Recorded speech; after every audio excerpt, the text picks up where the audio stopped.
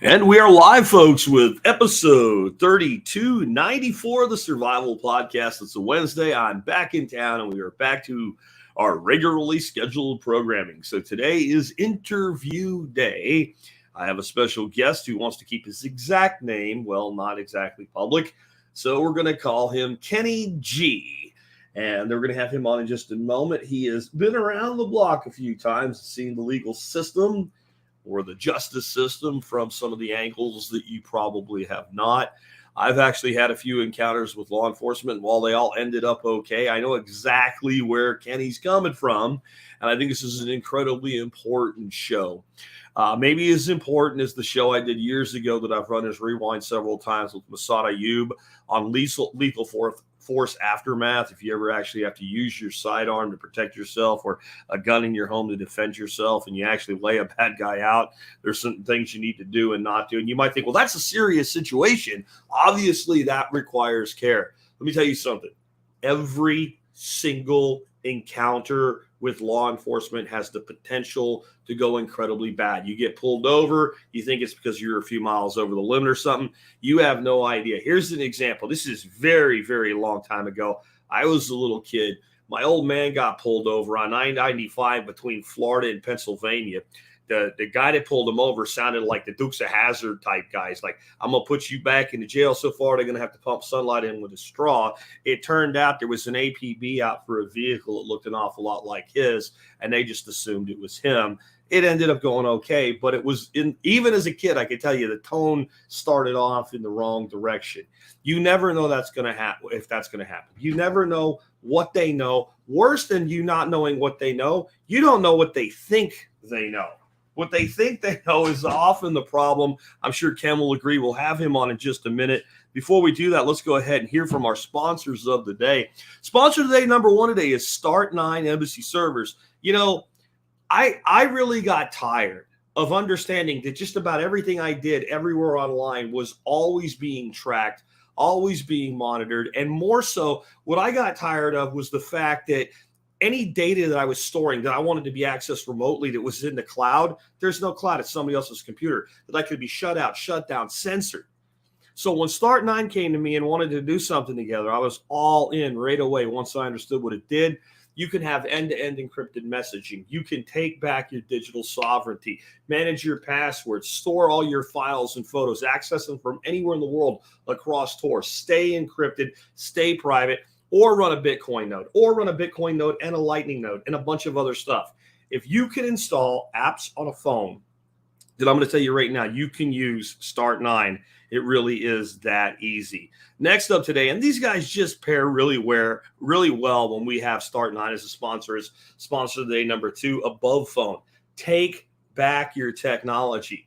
Even with a Start9 phone, as long as you're using a typical smartphone, everything that you do, now you got multiple problems. Your provider, right, AT&T, whatever, they're tracking you, recording what you do, etc. So is the manufacturer of the phone, and so are the people that make the apps. How about take it all back with Above Phone, a private and open marketplace of applications, uncensorable ways of exchanging information, and the ability to exist without having every single thing you do tracked. And guys, they're a huge supporter of the MSB. They give you $75 off any phone. And real quick, before I bring Ken on, just want to let you guys know, I have a special going with Start9 right now.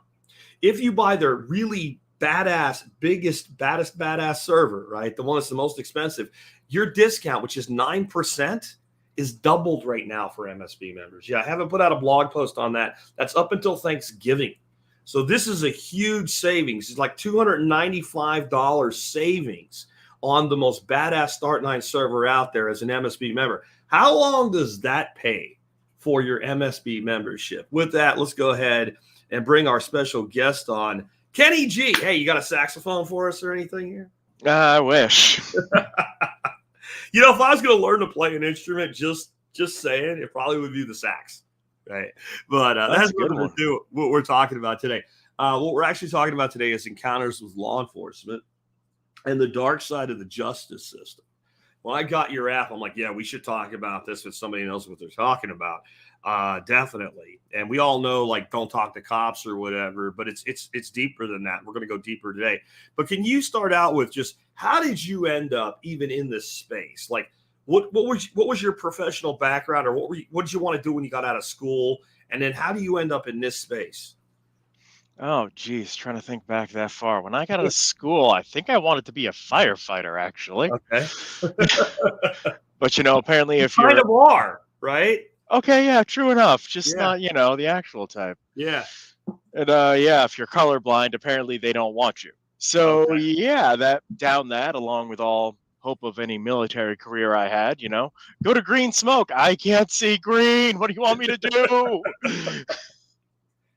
So yeah, after that, I got into sales. I started listening to the survival podcasts, and this crazy redneck duck farmer started saying, you should probably start your own business. And that's what I did. Cool. What steered you in this direction? Is it something you had direct experience with, or something you saw the opportunity and developed the experience to be able to do something with it? I had a bad experience in the legal system, and I went, there's a lot of space here where I can fix things. And it went from legal to travel to people who are caring for elderly family members with autism or Alzheimer's. Oh, wow. I guess there's all types of ways that we can have the state come into our lives. For the average person watching this show, though, we want to talk about kind of the concept of, having an encounter with law enforcement that ends up in you being arrested. And I think there's an awful lot of people out there say, sure, I could get pulled over and get a ticket or something like that. But in the end, up till now, they've never had any issues with law enforcement. They don't have a criminal record. They figure if the cop runs their thing and they're 50 years old, like I am, and they have no criminal record, or that they're going to be just given a pass or whatever, that this is not something to have to worry about. Why should the average person going about their daily life, minding their own business, bothering nobody, even worry about being arrested? A lot of reasons. Number one, as I'm sure I don't have to tell you, you're a criminal. You probably break an average of 15, 20 laws a day.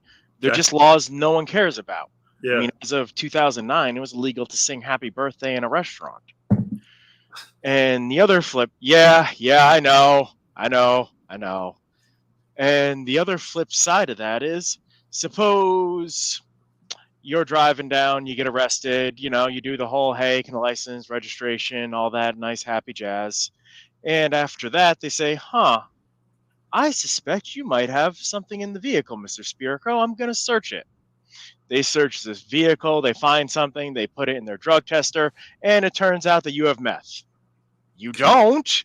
It's biltong or whatever, but it's perhaps positive for meth, and now what you going to do?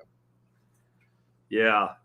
And I think reinforcing your point, this book, 3 Felonies a Day, this is federal. There wouldn't be a book called 3 Felonies a Day if this wasn't a problem. You wouldn't be able to write this book. You wouldn't be able to come up with enough material for it. I don't know that it's completely accurate that people commit 3 felonies a day, but I think it's certainly plausible on any given day you might, because there's so many laws we're not even aware of existing. So I certainly see the point of this, but let's say that what you just said happens. Finds a friggin' speck of biltong that fell out in my console or whatever. Like, no, here it is. You can eat it. Try it. Like, doesn't that work? Doesn't that get this guy to start using his brain and start to realize that, I don't know what can cause these things to turn blue or whatever, but I know that you can definitely have false positives. Absolutely. These tests are actually notorious for false positives. There was a woman who got arrested because she had cotton candy. And they put the blue cotton candy in the test, and in fact, it turned the test blue. Therefore, it's obviously meth, and she's going to prison, or jail. And because she had a large amount of it, she got charged with intent to distribute and had over $1 million bail. So, see, this is one of these things where people say, well, it's not really a problem because clearly to prosecute this person, you're going to have better than a field test kit from an officer. But this person's in jail now with $1 million bail. Usually that means you need $10,000, $100,000, right? So let's say it's me. I end up in the clink for cotton candy because who would have ever thought that blue food coloring would turn something blue? And now I know that long term I might be okay here, but I'm sitting in the clink. I phone up my wife. Hey, come bail me out. What happens now? Uh, so, first off, don't think you're going straight from getting arrested to the clink. Number one, your car or truck's getting towed, so that's something you're going to have to worry about. Number two, you have to go through processing. Processing can take anywhere from an hour to 12. So, your call to your wife saying that you're in the clink might be happening at 2 in the morning. Correct. I've been there. I'll explain it in a minute, but go ahead. On top of that, not only are you going to have all this stress, you are going to get thrown in with someone you have never met, who chances are is coming down from something. Yeah. Yeah. Yeah. When I was in my 20s, I had an unpaid ticket that I was unaware of. It had to do with a girl I was living with at the time and traveling and leaving. I won't get into it, but I just didn't even know I had this ticket unpaid. I got pulled over in the airport on an access road, on a toll road. And I ended up, because there was a warrant out for not paying a ticket, in airport jail overnight. And there was nothing I could do there because they didn't want me. They didn't care. They were just told to hold me. I got picked up by Dallas County PD, taken down a loose Lusteric justice system. I was able to make a phone call within a few hours. The guy that was coming to pick me up, and I was released on my own reconnaissance, right, was told twice after showing up I'd already been released. I was still sitting in there. I didn't get out until about 7 o'clock in the night, and this was over a ticket. And I spent almost 24 hours in the system for a ticket. So if they think you did something more serious than not pay a ticket, it could be a hell of a lot worse. Correct. Another point, it really depends on where you get arrested. I know New Hampshire, Maine, Massachusetts, they don't have bail bonds agents anymore. So if you're held on $1 million bail, you got to come up with $1 million. $1 million. What states are those? Maine, New Hampshire, Massachusetts don't have bail bonds agents anymore. That's crazy. Have the courts factored that in at all? No, of course not. Our company is still listed under bail bonds because we used to pair with bail bonds agents to be like, hey, we have a client here. Let's get them out. Here's the bail money, all that stuff. And we probably get easily 20, 30 calls a month saying, hey, I have bail for this much in the state of New Hampshire. Can you help? And the answer is nope. Sorry. Wow. Now, New York, they've kind of gone crazy with the no bail release. Is that why they, like, is it just not worth the bail person being in business there anymore or what? It depends a lot on the area. Like with New Hampshire, they have a bunch of laws that you need to follow and a bunch of certificates you need to get to become a bail bonds agent. However, to go through that process is a huge pain, and it's just infrequent enough to be obnoxious as of this moment because they are literally going through various processes to try to redo the laws at the moment. Okay. So, how can this be more complex? Like you said, I could be pulled over for something. Field test kit gives a false positive. Maybe I get thrown in the clink. Maybe I have to wait a day to get out. My wife comes down and gets me out. When they go to test this stuff, it turns out that the state admits this was cotton candy or whatever. We're sorry we screwed up, your life briefly, Mr. Spirico. Here's your bail money back and go on with your life. What are some ways that can be not so simple?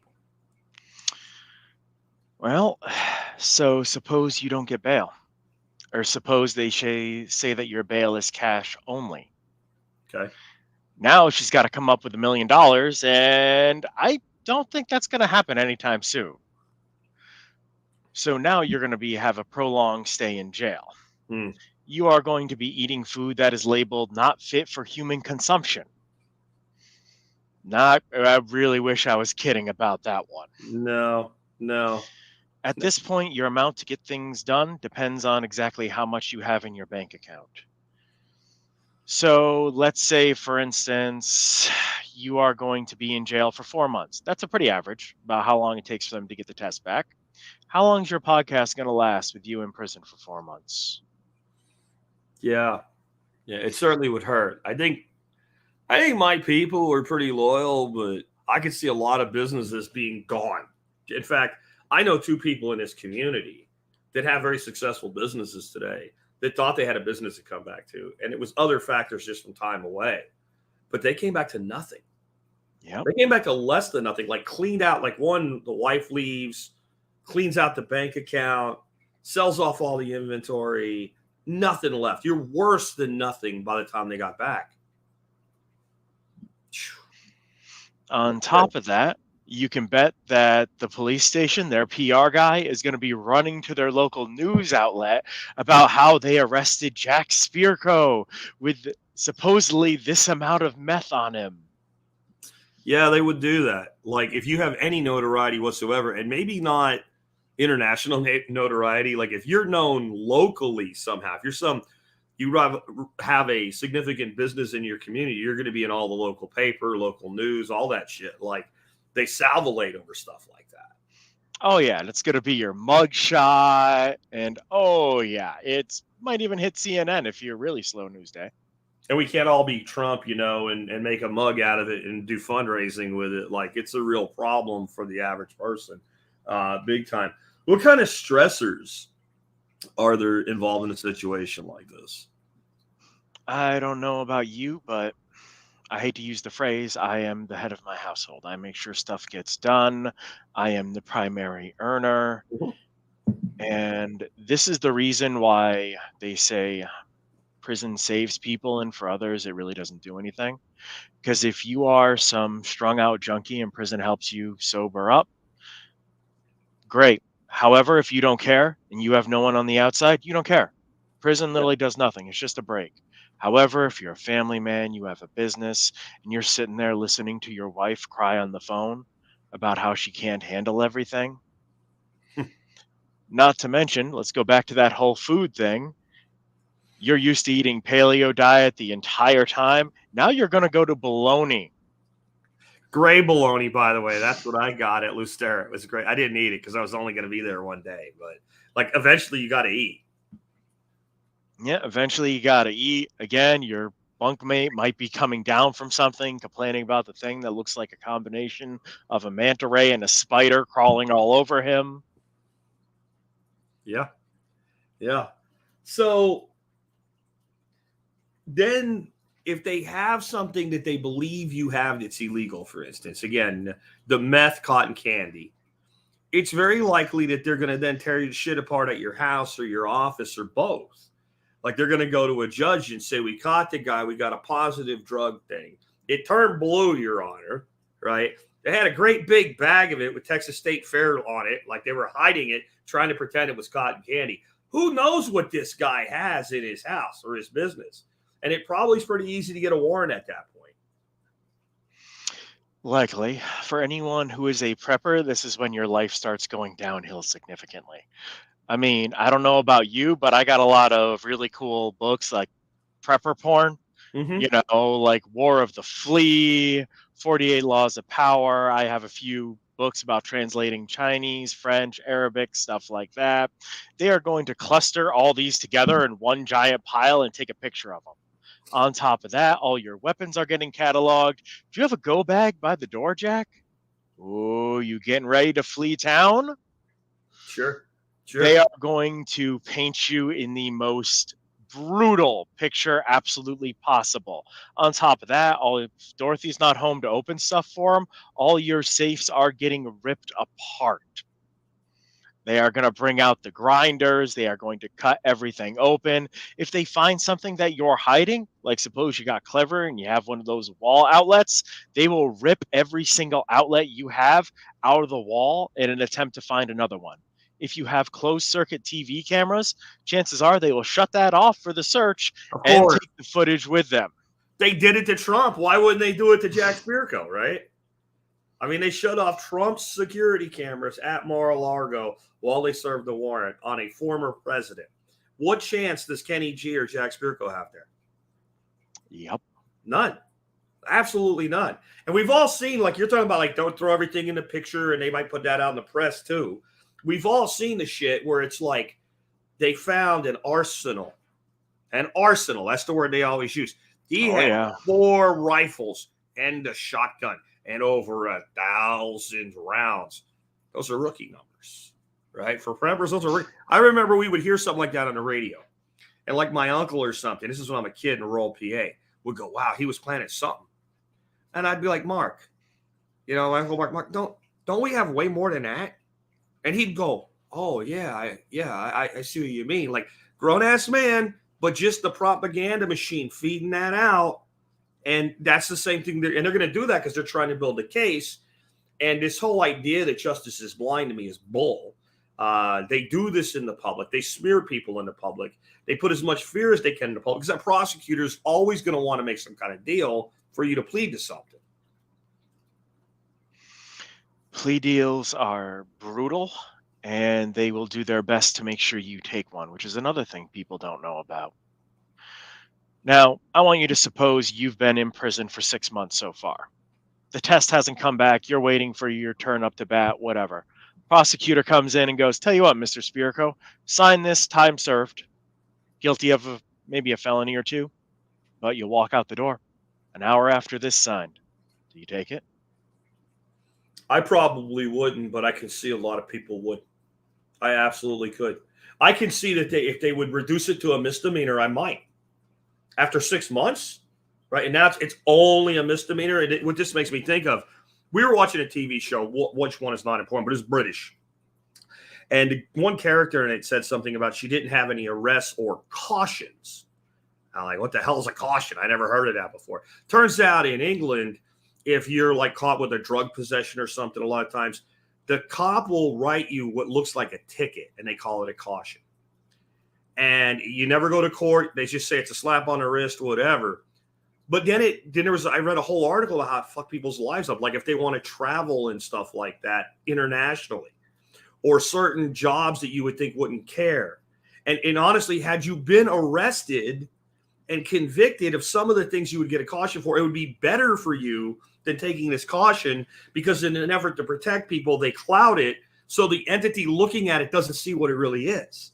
Now, I don't know how that applies to the United States, but I'm just saying I never heard of that before. And if I hadn't been watching a pop culture crime thing, I would have never found out that was a thing. And I assume there's tons of weird little things like that can screw people up. They think, oh, this isn't that bad, but it can be that bad or worse. Oh, yeah. Something else that's a fun fact most people don't know. Suppose, do you use facial recognition for your phone or your fingerprint? If you do, I don't. Yep. Smart man. They can literally just hold that phone up to your face, unlock it, and go through it. Yeah. Yeah. And they can get away with that too. Absolutely. They only need a warrant if you got a password. If you had a law that said they're not allowed to do it, they would just say, I don't know, I picked it up, it was unlocked. Right? Anybody that says cops don't lie doesn't know anything about cops. I'm sorry.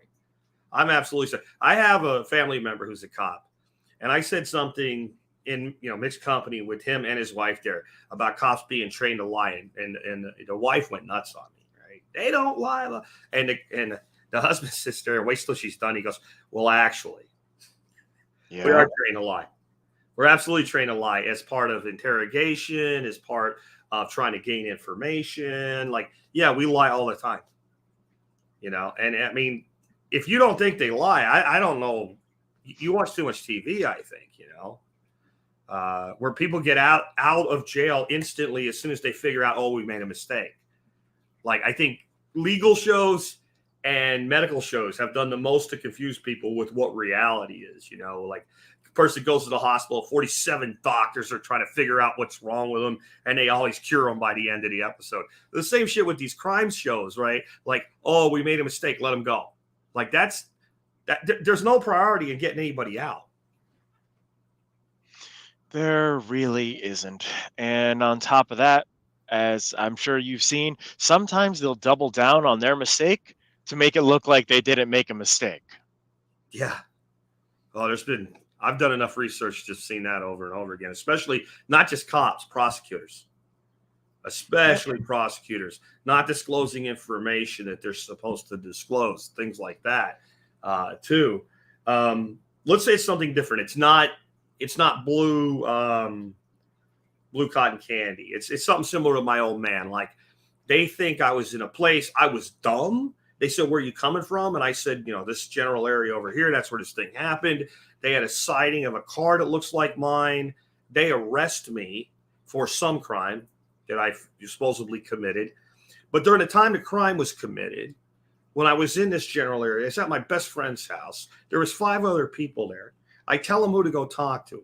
It's an airtight alibi because they know full well I didn't even have time to talk to them because they have me in front of them. They go to my alibi. My alibi says, yeah, he was here. He was here from here to here. And everybody has the same story. That's about as airtight as it gets. It's not my wife lying for me, right? It's like a group of people. There's more than one. Am I good? No. 99.9% of the time, the police don't check your alibi. Oh. I was here. Oh, that's great. Well, that'll make a great defense. It's not their job, right? No, it is not. It makes me think of the, you've seen the picture, right? Where it's like the painting truck came by and put the new lines on the road. And there's like a dead raccoon and the lines of the paint just go over the raccoon. And the caption is, not my job. The guy that paints the road, it's not his job to move the raccoon. So he just paints over the raccoon. And that's, I think, I am as hard on cops as anybody, but I'm also saying, like, these are guys, they work a shift. They have a lot of responsibility, a lot of stuff that they have to do. 1 minute they're dealing with an actual criminal. The next minute they're trying to put some guy in jail that doesn't belong there. The next minute they're dealing with a domestic, and then they're dealing with a car wreck. So there is a division of labor, and I guess you would think that was their job. But I think it probably also has to do with, like, what kind of crime are you being accused of? Like, I would think in a murder investigation, they might be more apt to have a detective involved who might do that.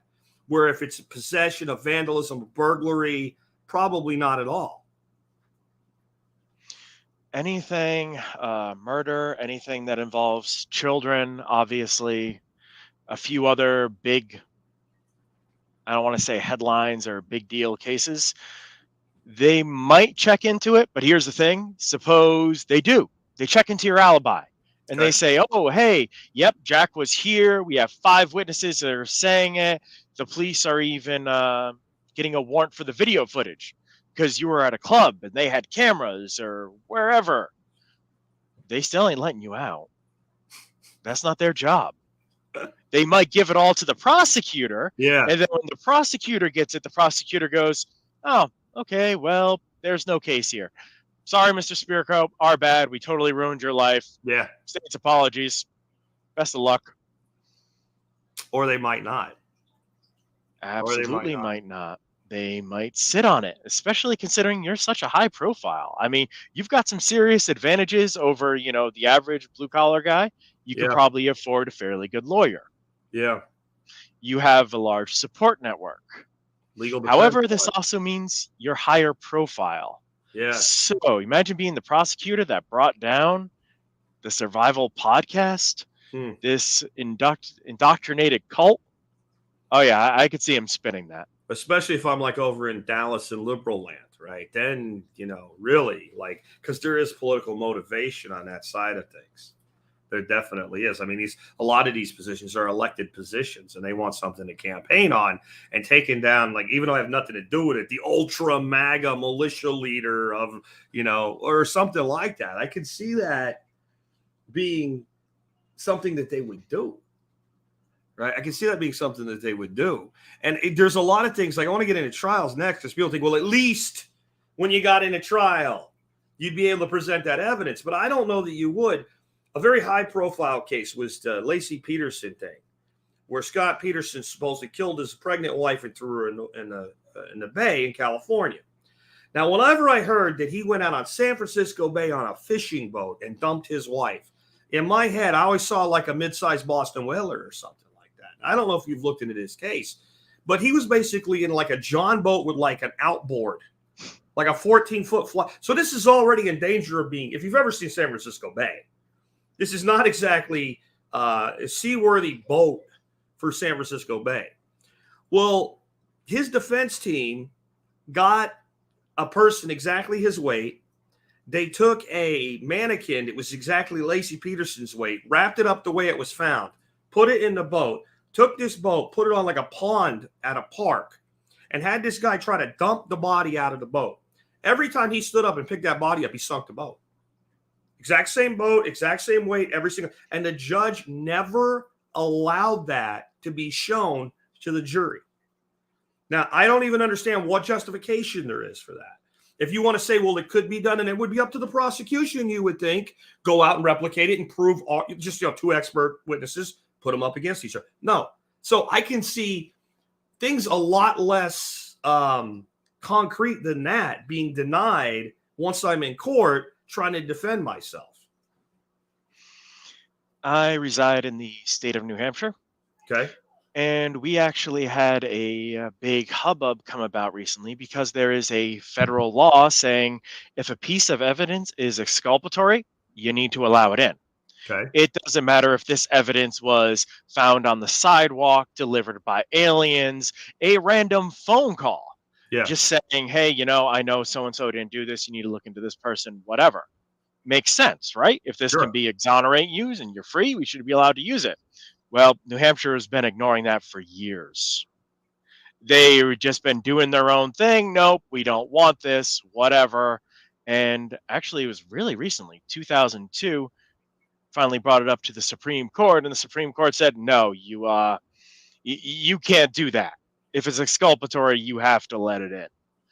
And that's just one state and just one thing that I know about. So I can imagine in other places, like where you said, the whole boat thing, that's not concrete. That's just me doing an experiment.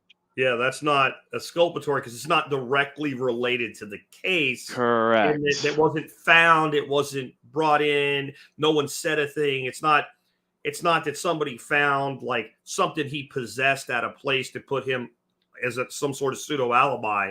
Those would be exculpatory. This would be, we are demonstrating that what the prosecution claimed happened can't happen.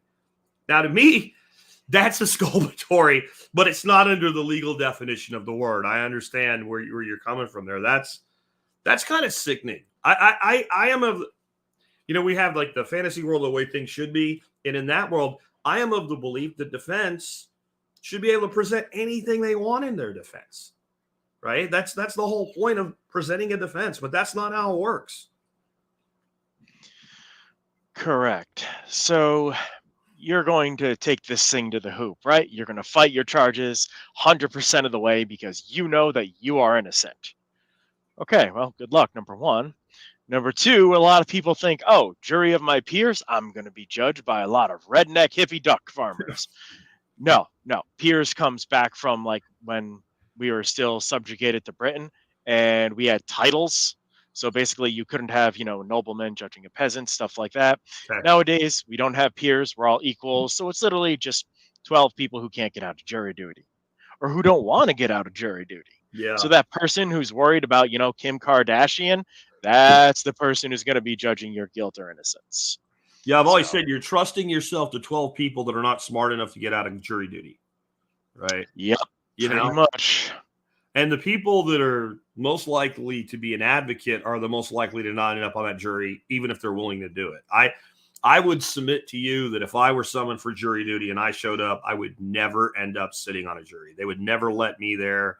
The minute that either side looked into who I was, they'd say, no, veto, because we both get a certain amount of vetoes. Just no explanation whatsoever. I don't want that guy. Likely. Another thing is choosing your lawyer. This is literally more important about whether or not you actually did the crime. Okay. Now, a lot of people can't afford their lawyer, so they're going to get stuck with a public defense attorney, which, hey, some of these people are very hardworking. However, I will almost guarantee you they have not had a chance to look at your case until they're literally walking in to see you. Sure. Like they're literally sitting there with a folder, looking it over. And if you want to take a plea deal, by all means, go with your public defender. They know the prosecution. They are on good terms with them. They could probably get you a really sweet plea deal. You're going to want to buy your lawyer. I hate to use that term, but that is proper term in this analogy. And you are going to want your lawyer to be like a honey badger jacked up on steroids that survives on nothing but chewing tobacco. If that judge makes a mistake, you want your lawyer to rip them up and down the other side. That is not going to happen. It doesn't matter if the prosecutor goes so far into left field that, your lawyer should be filing stuff against them. They're not going to do it. Because this lawyer has, unless you get someone out of state who has no ties here, they have to deal with these people day in, day out. And as good as it might feel for that lawyer to tear up one side, the judge or the prosecutor, they've now made an enemy for the rest of their career. And it's totally going to mess them up from that point on, because that judge is going to hold a grudge, as is that prosecutor. And that's not something you can have. You need them to be your advocate and their adversary, but they're going to be probably your advocate, but they're also going to get along with the other side, which means you're not going to get the most aggressive defense that's possible. And we all know God says you're going to need it. You really need what you're basically saying is, unless you're O.J. Simpson hiring a dream team for a few $1 million, you're not getting a defense that you really need to have. Correct. Think about it like playing poker with your neighbor. Okay. You might take a few $100 off your neighbor, especially, if he can afford it, whatever. He's just going to use this to buy beer, stuff like that. But you're not going to take a few thousand from him, because he's never going to play poker with you again. Or if he does, he is literally going to be in it to scalp you every single time now. But you got to look at each other every day when you take the garbage out on Wednesday. His kids are over there. You took their lunch money. Like, you just aren't going to do that because it makes you a bad neighbor. And these people, essentially, I never thought about it that way. They're kind of neighbors, right? They're always, that guy's going to go against the same prosecutor tomorrow for a totally different client. And exactly. Judge. He might be in front of that judge for 5 cases in one day. That same judge, and he pisses that judge off, and that judge hates him. That judge is going to be legally allowed to be, but yet prejudiced against that defense attorney. Yep, those next 4 people after you, they do not have a good shake. What does the whole court scenario then actually look like? Because I have a feeling that if you grew up watching, what's his name, the big fat guy with the beard, like Raymond, I think it was the actor was named Raymond Burr. But I can't think who he was. He's a big time lawyer TV show back in the 80s, and he would always come into this and save his clients. Like, it probably isn't going to look anything like that. No. The best way to describe a actual court hearing, especially in the criminal world for felony or anything above, it's tea with politicians. You might have some discourse, you might have some disagreements. However, it's all very polite. No one's shouting. There is no, admit you did it. Yeah. It's all very calm, very polite. And chances are both your lawyer and the prosecutor are going to have a joke with the judge before anything even starts. You mean a TV lied to me again, right? Yeah, you ever seen that show Suits? It's great. Yeah. I love it. I love it. Watch the whole thing. The last season lost me because Mike left, but yeah, otherwise it was a pretty entertaining show. But I get a feeling that's not how it really is. No, like, I'm going to go after this guy. I hold a grudge. Nope, can't do it. If you do, you've totally burned every connection you have in that town. Because if you hold a grudge, that guy's going to hold a grudge against you, and that's it. Anytime you go up against that person, they are going to go to the wall against you. Same thing with the judge. I mean, you don't want, okay, let's see here. It says you blew a little bit over. This should be no problem. Get you out of this. You look over, and it's that prosecutor who has got a grudge against you. Crap. Yeah. So basically, I'll compromise this client so I don't compromise all of my clients, is what you're saying. And so you could you could try to turn them into the bad guy, but they're doing what they have to do in the situation that they're in, and it's their job, and they do it every day, and they know it better than we do. Correct. So now we're at the end of this. What are the outcomes that are possible? I've gone to trial. They tried to prosecute me for purple cotton candy. Somehow they buried enough of the evidence that they ramrodded it through. I had a good lawyer. He did a good job, best he could under circumstances. What are the different outcomes that can come out of being in court? One, you can have a mistrial. Okay. In which case, depending on how profile your case is, depending on, what it is, they might try you again. In which case, once you get out of court, there's probably someone waiting for you with a set of handcuffs. Okay. And you're going back to prison. Okay. You want to talk about frustrating? You just spent 4 to 6 months leading up to this, and now you've got to do it all over again. And the expense there is extreme. Before you go on, I have a little legal thing going on right now. It's not a big deal. It's not anything criminal or anything. It's just some stuff that needs to be done. My attorney had me put up $1,500. They've already burned through $900 of it. And the last itemized thing on the bill was $59 to send me an email to tell me that they made a mistake. Right? So imagine 4 months of criminal defense, how much it's going to cost you. Now, please go ahead. 2, best case scenario, you are found not guilty. Okay. You pop the top, you go home, you hug your wife, you pet your dogs, and you are trying to put your life back together after this PR smear campaign, because you can guarantee every step of the way you were probably in the news, especially with how high profile you are. Mm-hmm. And then maybe worse than me, somebody that's not even that high profile, but like small town. Like you could disappear in Dallas, Fort Worth. There's 6 million people here. But imagine a person going through all this in a town of, 1,500, 2,000 or 3,000 people. Everybody knows that Kenny G jerk, he was arrested for, right? That's what they know. And in a lot of small towns, or even in the voice of public opinion, they just view it as you beat the charge. Yeah. You are still guilty. You just beat the charge. So go ahead. Last but not least, you have guilty. Okay. In which case, your life is going to take a serious change and you are going to big boy prison.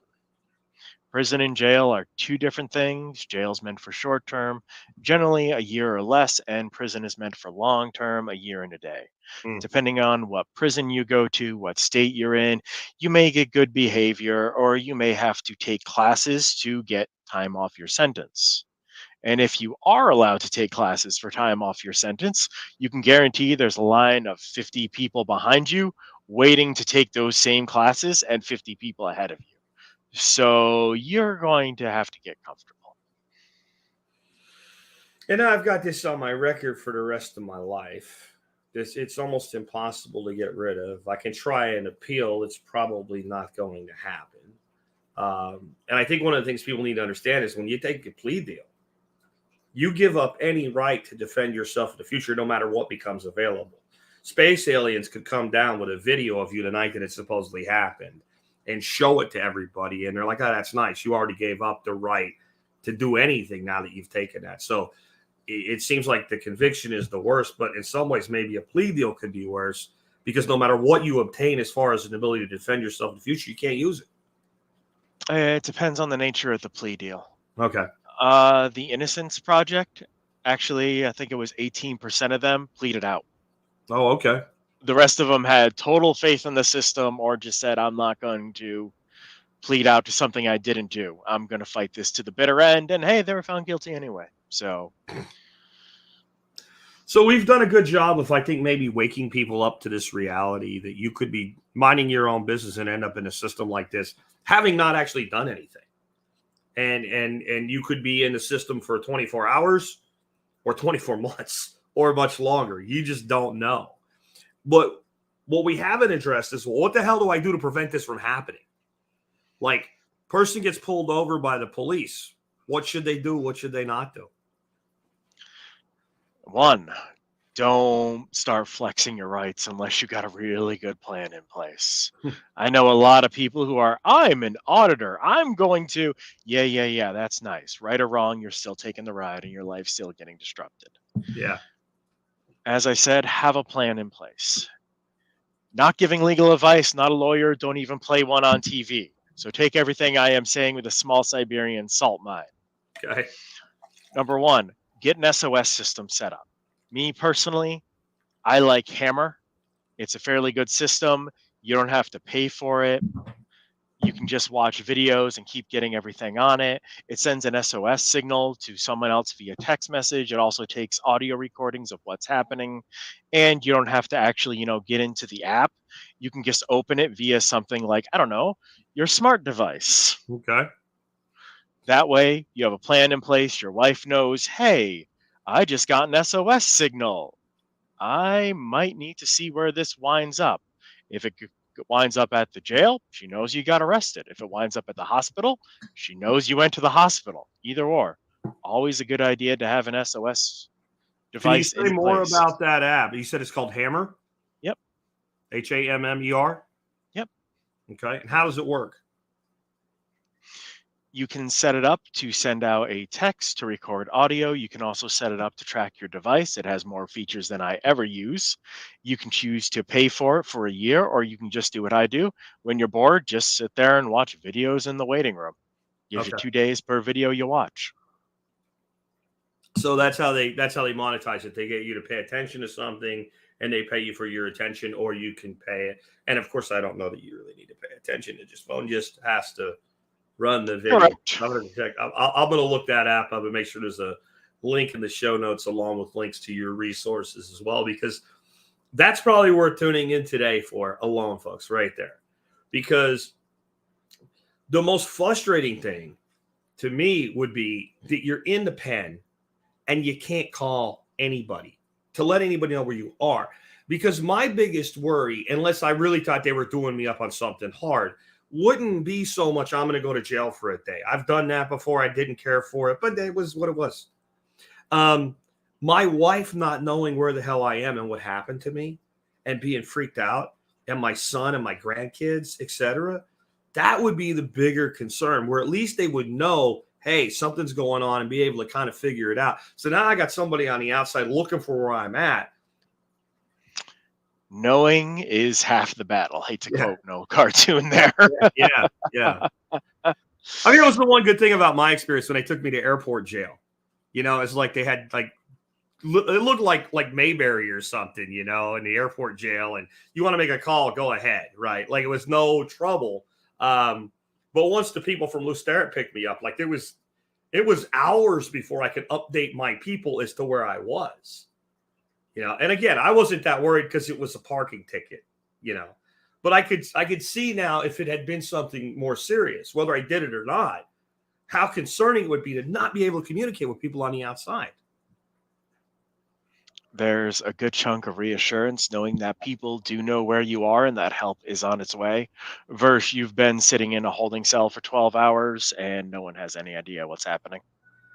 What else should we do? I'm sitting there in my car. I got a cop.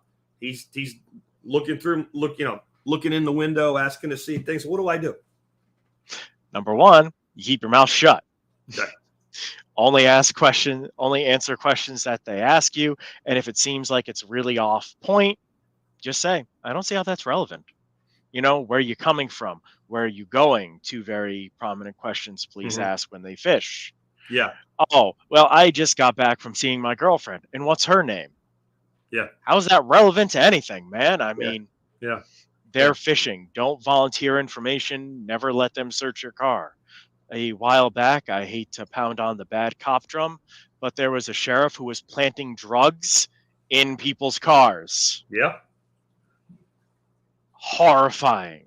Yeah, it is. Legitimately horrifying.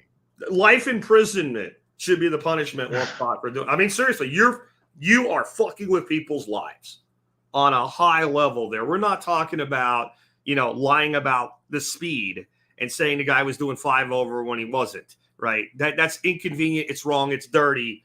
But a speeding ticket never destroys somebody's life. Being caught with meth, right? That destroys people's lives. Absolutely. And after that felony, you're not going to be able to keep your guns anymore, Jack. No. And it's so Something easy else. for them to get away with. People don't think it is. I've seen stuff on YouTube where you clearly see like a cop with a little package between his fingers, drop it into something, and then pick it back up. And then they always say, well, they'll say something stupid like, well, we found it there, and then we were doing that to show where it was because we didn't take like some bullshit like that. I've seen that done before. Something else, if you're worried that information on your phone might be misinterpreted, because keep in mind, like you said, it's not what they can prove. It's not what is the truth. It's what they think happened that matters. Yeah. Number one, don't use fingerprint or facial ID ever, because they don't need a warrant to get in that. Number two, if you are using facial print or finger ID and you've just bought a gun, you bought it from John down the street. Okay. Your state has stupid barbaric laws, so you're probably going to catch a felony for this. And you have text on your phone saying you did this. Mm-hmm. Well, you can try to huck your phone like a football into the asphalt once you get out of the car. But number one, I don't know about you. I got a case. Yeah. Specifically designed to protect against that. Yeah, I don't want when I drop it for that to happen, right? Yeah. Yeah. Number two, let's face it, it looks really, really bad. Oh, yeah. Yeah. Chucking anything looks bad. Exactly. Best thing you could do in that situation is accidentally break off your charger inside your phone. Okay. Hey, what's going on here? I don't know, man. I just yanked it out. I'm nervous. I'm getting arrested. What do you want from me? Yeah. I got you. Yeah. That might actually work too. But yeah, I just don't do it. Like, I will use my code to get in.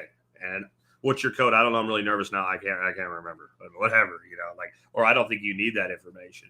I think you do have, like you said, don't be out there like reciting the Constitution to them or whatever. So there's a lot of people that say just don't talk to the police. Well, let's say I'm driving down the road and it's a 60 and I'm doing 70 because I thought it was a 70. State trooper pulls me over. He's got a legitimate reason to pull me over. I might not agree with it, but he does. I'm driving. I'm on a state road, paid for with taxpayer dollars. There's certain things I need to do. I need to provide him my identity, my driver's license. In Texas, I don't really need to provide the registration or all because it's all contained within the window sticker, proof of insurance. And I need to not be a dick and balance not being a dick with not providing him information he doesn't need to have, right? Correct. I mean, you probably see these YouTube videos all the time of people going, I don't have to give you my ID. Yeah. I'm allowed to record here. Yeah. I'm not saying they're wrong. I'm just saying that we have the expression dead wrong for a reason.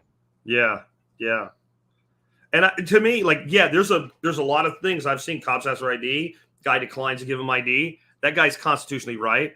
You're driving a car on the road and you're pulled over by a car and you're asked for license. I don't know about your state, but in my state, you are required to provide that, assuming you have it, right? Assuming you have it. And then the worst thing you could do is give him the wrong name. Like, I know a guy that destroyed his life by giving the police the wrong name when he didn't have ID on him. And it just cascaded. It was like almost like some of these disaster scenarios that you're talking about, where it cascaded one thing into another, and it kind of brought the down on him. And he had some things that were going on that he really shouldn't have.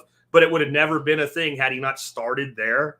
And so, like, you don't want to give them lies. You either give them truthful information, very brief. This is my opinion anyway. If you want to alter it, go ahead. Or you say that's not relevant, or I don't want to answer that question. Yeah. Another thing you can do to be prepared in case this ever happens, do a little bit of research. Okay. Find an attorney who is out of state, which for you might be hard. Your state is like 19 hours to drive through. Yeah. Exactly. Yeah. Find an attorney out of state who is licensed to practice in your state. Okay. Because then they can come in and be that jacked up honey badger on steroids because this ain't my home turf. What do I care if I tear things up? I'm here a couple times a year. This guy doesn't like me. I don't like him either. Tough shit, right? Yeah. That's Exactly. an interesting strategy to have an out-of-state attorney on some kind of retainer or something. I guess especially if like part of why I don't worry about this as much as maybe I used to. I used to be on the road all the time. Right? I don't spend a lot of time traveling around now. I would imagine many of the people you work with, they travel a lot. And every time you go out, you increase the opportunity to have an encounter with law enforcement. Absolutely. Like if you don't leave your house, it's really hard to get hemmed up. Not impossible, Yeah. just harder. There was actually a sheriff who got hemmed up on federal drug charges. And it turns out all the evidence they had was misinterpreted. It was just a bad recording, and the guy still spent like 16 months in federal prison.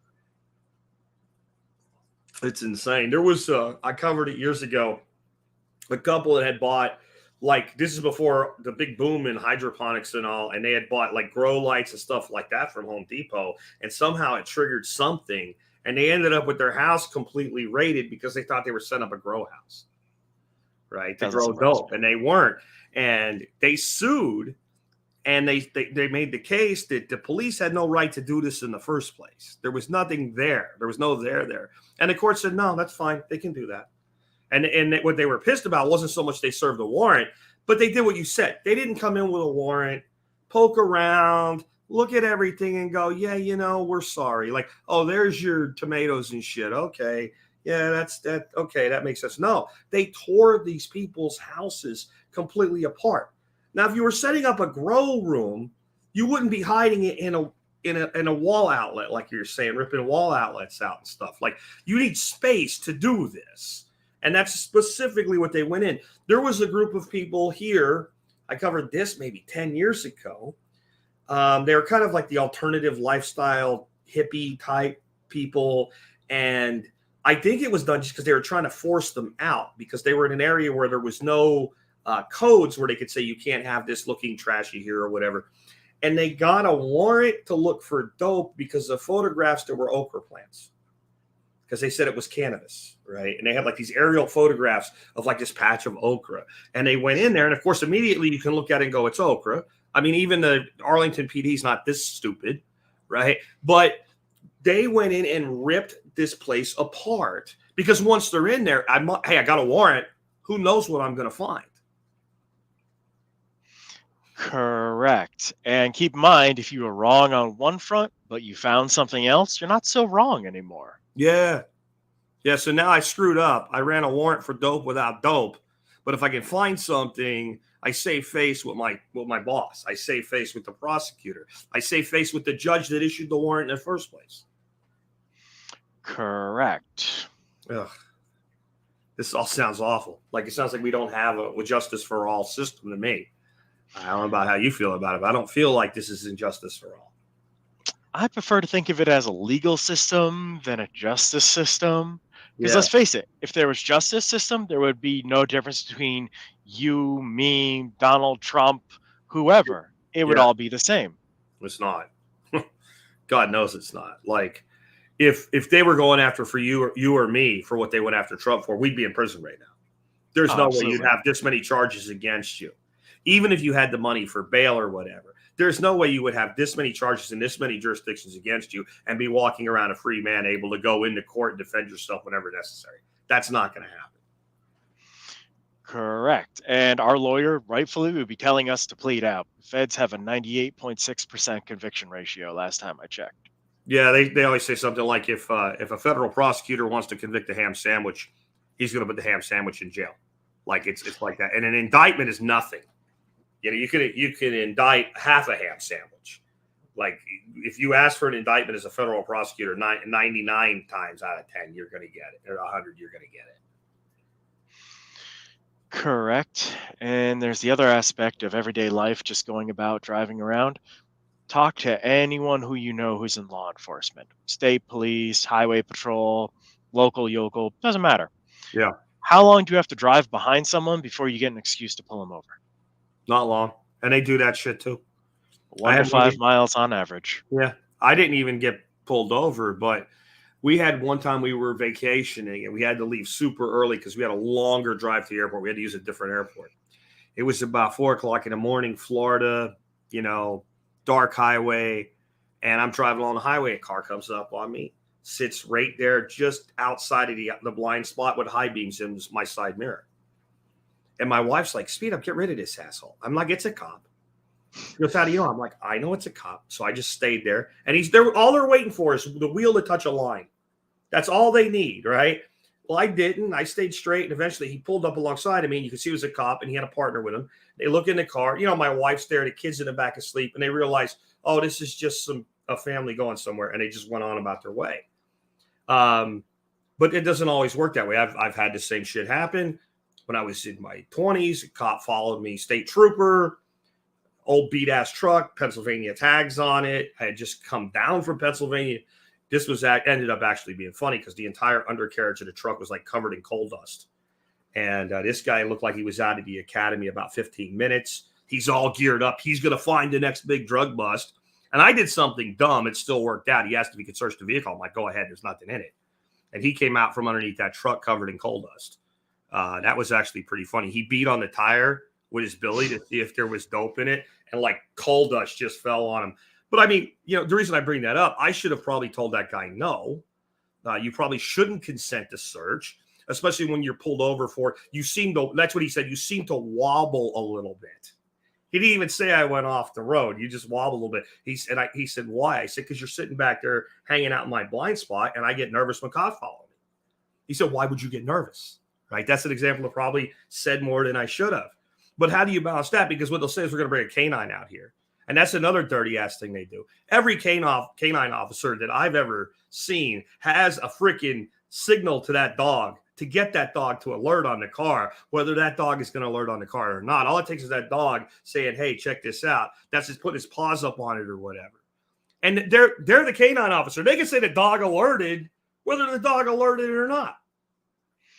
There was actually recently a case about that where someone who was an expert in training dogs was looking at the video and he said flat out, yes, this officer told the dog to alert. So there is some progress in that area. And since you brought up driving with your wife and kid, what do you think happens if you get arrested when your kid's in the vehicle with you, especially if they're underage? If I and my wife both go to jail, he's going to CPS. Yep. Yeah. And there's some CPS agent that probably thinks they're saving his life or some shit. It's going to make my life miserable even if the cops let me go.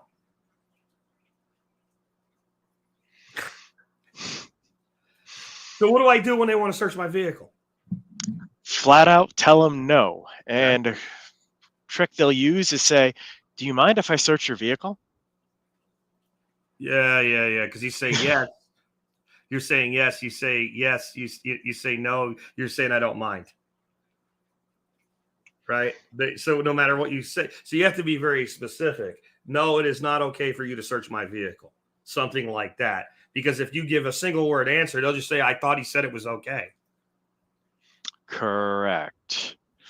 And that's where the whole cop saying, oh, this guy is such an asshole because he said, I do not consent to any warrantless searches. Yeah. Oh, what do you think? You're a lawyer? No, I'm just telling you I am not consenting to any warrantless searches. Yeah. Yeah. And then they can hold you and bring a canine in. But I think that people shouldn't overfear that. There's only so many of those available. And it's a guy like any other guy. And unless I think this is something people need to understand. A lot of times when these cops are doing this shit, playing this dirty pool, they're doing it even though they know they're breaking the rules. They think there are these really dirty guys like the ones we talked about, like that have been caught like planting evidence and stuff. But a lot of times I think these cops actually believe for some reason something hit them a certain way and they really think they're onto something. I know that young kid that climbed under my truck when I was a young kid myself. I know he thought this is a busted ass old truck. It's from Pennsylvania. It's on Highway 45 heading out of Houston, right? I got something here, right? Because contractors don't drive busted ass trucks and try to make a living in their 20s or something. And so they believe something's amiss. And that's why I say you got to have like this balance of not being a dick, but also being firm. And it is some cases a hard balance to make. The other thing is something you don't want to do. A lot of people will say, oh, yeah, you should do that all the time. And you're right. Don't sit there holding your phone in one hand, recording the entire encounter. Keep Mm. it mounted on your dash if you want to record and just have it tilted slightly. I'm a fan of dash cam video and just turn it. You don't have to point it out. You don't have to say anything. If the cop knows what he's doing, Exactly. he knows what you're doing.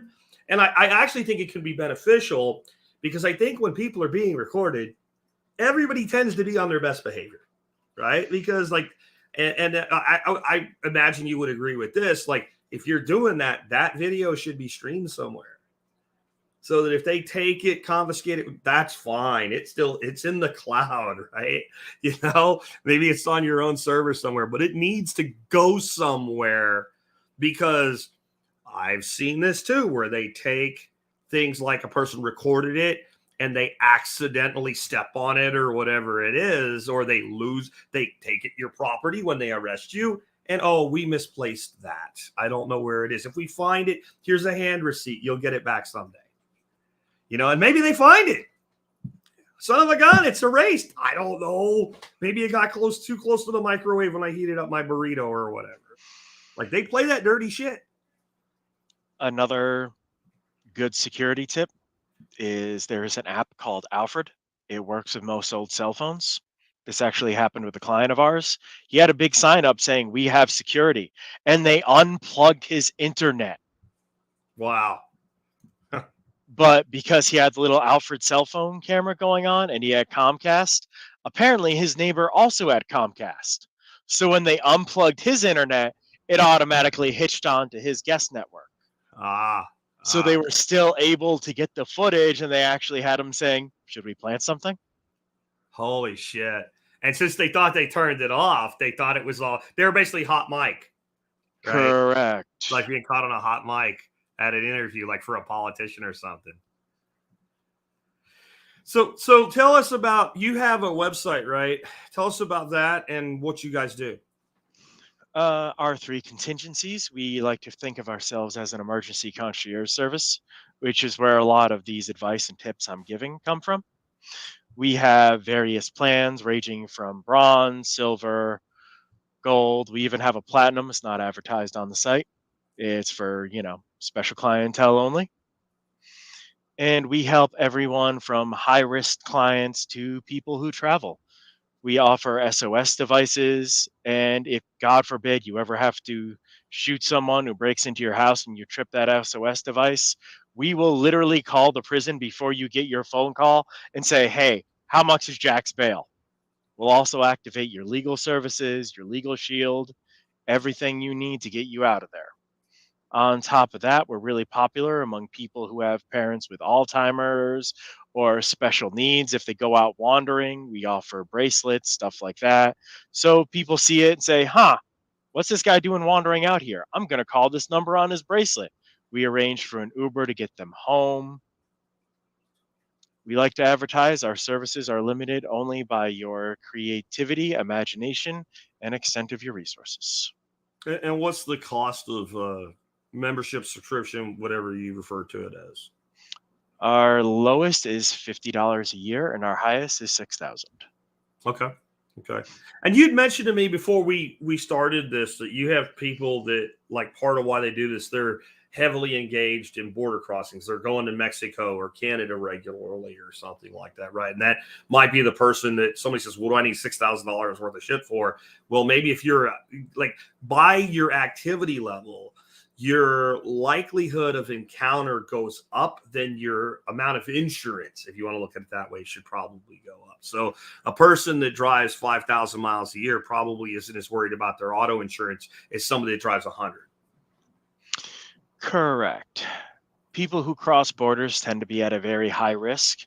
It's especially common in the tech field. I see this a lot because you have a lot of devices and they want you to unlock all of them for the border crossing.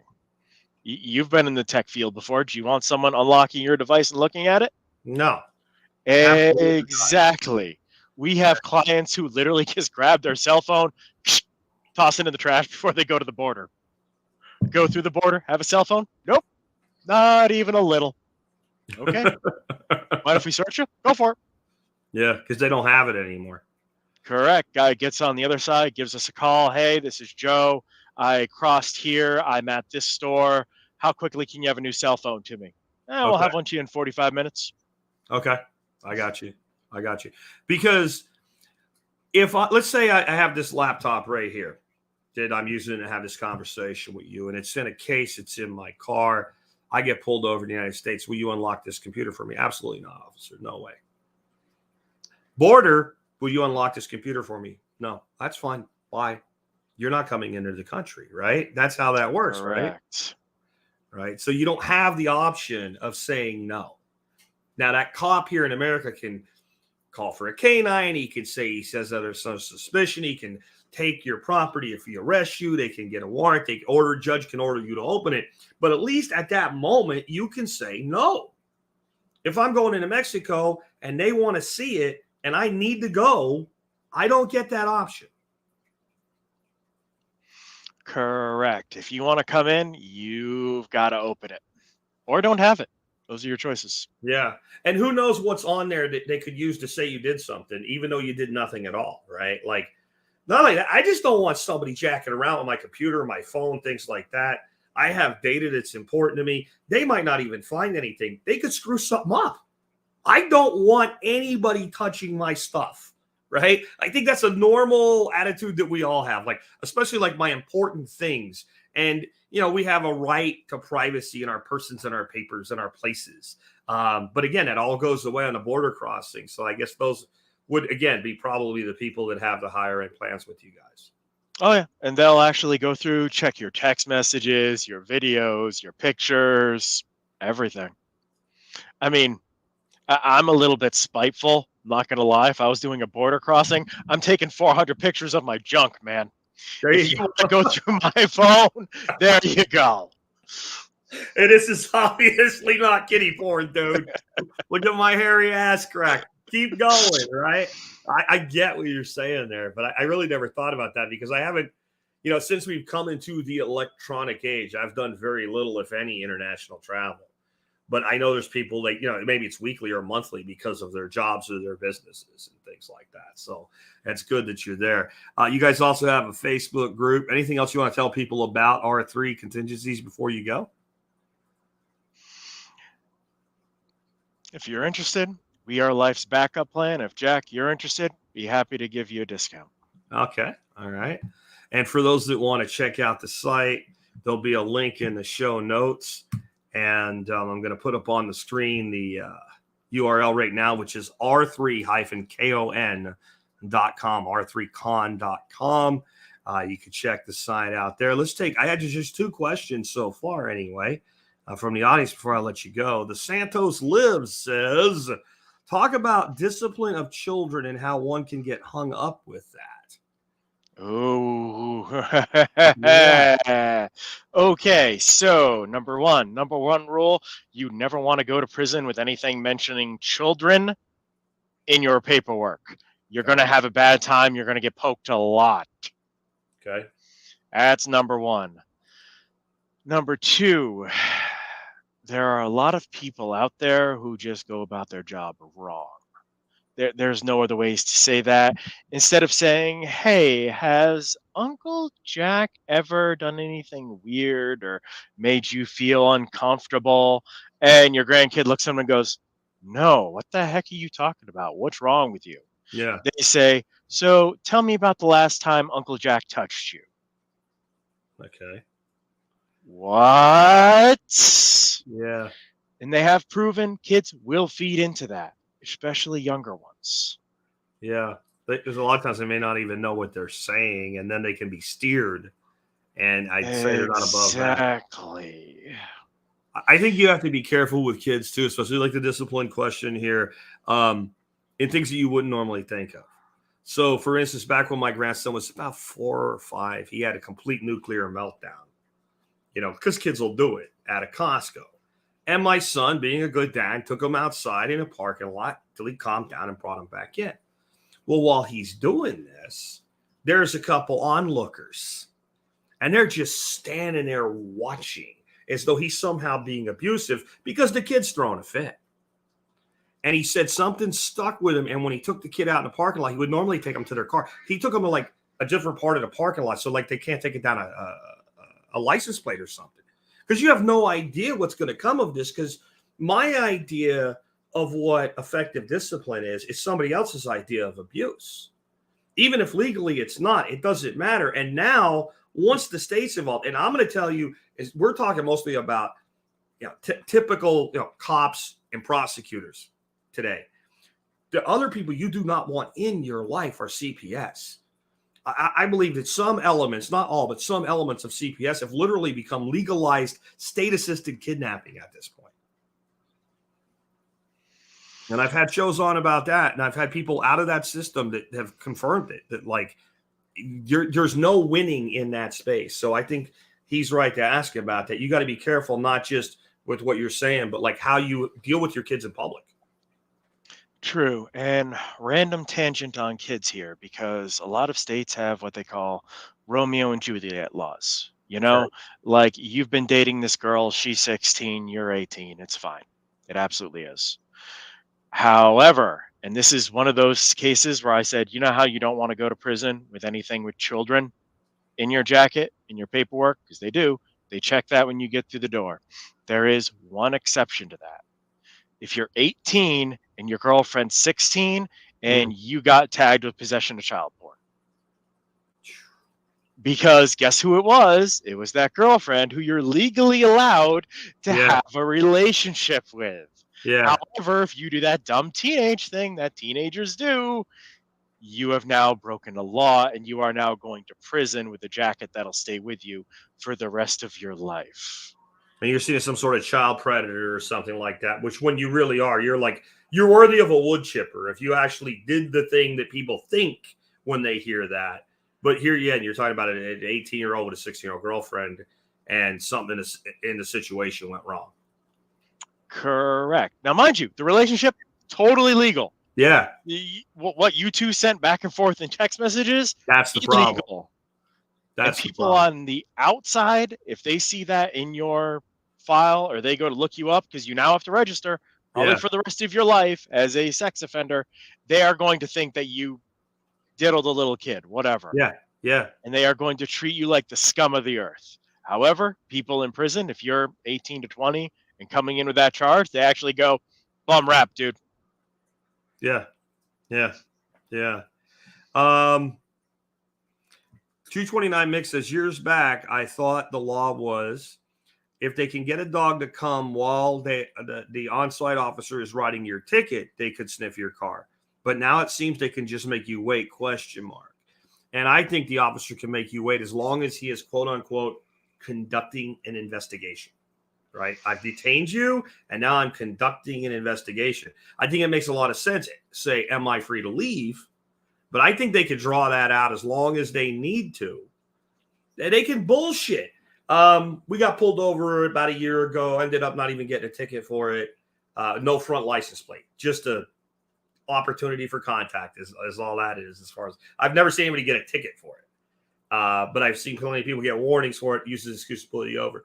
The guy was back there for 20 minutes on the radio. He was fishing for something. He couldn't find anything. And I'm still talking. Like, there's a lot of ways they could hold you until that canine officer gets there. There is, but in certain areas, don't quote me on this, but last time I checked, they did have rules saying they could only hold you for a quote unquote reasonable amount of time. So if they have you on the side of the highway for 6 hours, that's not reasonable. Probably not reasonable. And again, they can still do it. For the record, if you ever have that question, can a cop do this? The answer is yes. They absolutely can. Yeah. Will it stick in court? Totally different. Different question. Totally different question. And like you said, the delta between your day in court and this unauthorized action could be months and months. Years. Like, spiteful people do spiteful things, and all humans get spiteful, and all the people that do this work are humans. It's just a reality of it. You want to talk about stuff getting held up for years? COVID. Sure. The courts literally shut down. What a mess So that was. Imagine had you gotten caught with cotton candy at that point. You're literally sitting there in a prison waiting for years for some people.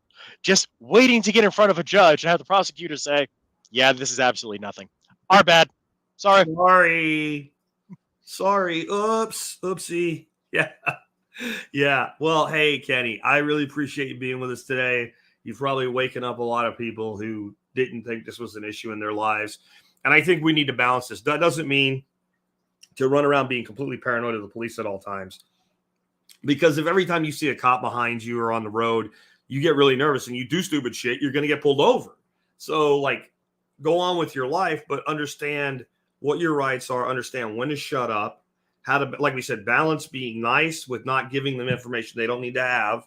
And then if you do get arrested, I'm going to say at that point, shut your effing mouth. I mean, once you are hooked up and you're going, nothing, like no words, no nothing, lawyer. That is the only thing. Correct. Anything you say can and will be used against you. And if you say something exculpatory, yeah, and during the trial, if your lawyer goes to, oh, and what did he say about this? The prosecution will say, objection, hearsay. And the judge will be like, yep, you're right. Wait, so the cop can say stuff to convict me, but not stuff to help me? Correct. Yep. Absolutely. Absolutely. Well, Kenny, thanks for being with us today. Thanks for having me, Jack. All right, folks, real quick before I wrap up, I want to remind you guys that you can help support the show and the work that we do by doing your online shopping beginning at tspaz.com. That's TSPAZ, tspaz.com. Today's item of the day is one that, it's been a long time coming, actually. I have recommended various EDC flashlights forever. I've had plenty of inquiries about the CR123 battery lights because they have more power, they're brighter, they last longer, yada, yada. It's superior technology. As you guys know, or long-term listeners, I know that. I acknowledge it. I don't hate CR123s. What I don't like is being stuck with them, to be stuck with them. Well, this little light that I have now, this is made by Streamlight. I recently mentioned it. I've been carrying it for a few weeks now. I'm now confident in recommending it. It is the ProTac 1L1AA dual fuel. What the hell is dual fuel? Isn't that like a generator or something? Well, sort of. What they've actually done is they've taken this little light and they've made it where I can use AA's or CR123s in this light. I have a video that goes through all of it, but I'll just show you real quick here how that works. So in this light right now is a CR123 battery, little short stubby guy.